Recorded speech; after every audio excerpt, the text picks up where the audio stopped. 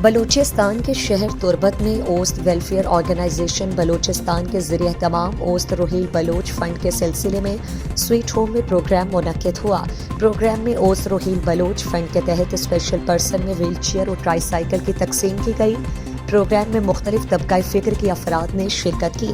Programme سے اوست کے general secretary عبداللہ گلاب، Asghar Zaheer, NRSP کے میڈم گل افروز، سیاسی و سماجی شخصیت بجار بلوچ، سویٹ ہوم کے انچارج میڈم میمونہ، بیت المال کے ڈائریکٹر نجیب بلوچ، ڈاکٹر منیر شورش، عبداللہ بلوچ، SPO کے یاسین نے خطاب کرتے ہوئے کہا، یہ معذور بچے نہیں ہیں بلکہ معذور وہ شخص ہے جو معاشرے کے ذمہ داریوں سے بے خبر اور لا تعلق ہے۔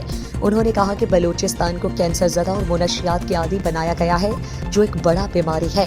ذمہ داروں کو معلوم نہیں ہے کہ ہماری ذمہ داری کیا ہے اور ان کو اپنی ذمہ داریوں کو کس طرح پورا کرنا چاہیے۔ اوست ایک منظم اور فلاحی تنظیم ہے جو پچھلے 6 سالوں سے بلوچ معاشرے میں کام کر رہا ہے۔ اوست ویلفیئر آرگنائزیشن بلوچستان 4 شعبوں میں اپنی خدمات سر انجام دے رہا ہے، جن میں ambulance service, medical emergency response اور اوست روہیل فنڈ ہے۔ انہوں نے کہا کہ اوست ویلفیئر آرگنائزیشن قومی ادارہ ہے۔ قوم کو چاہیے کہ ہر ممکن تعاون فراہم کریں تاکہ ہم مریضوں کو بہتر سہولیات فراہم کرنے میں اہم کردار ادا کر سکیں۔ پروگرام کے نظامت کے فرائض اوست کے انفارمیشن سیکرٹری حمید بلوچ نے سر انجام دیے۔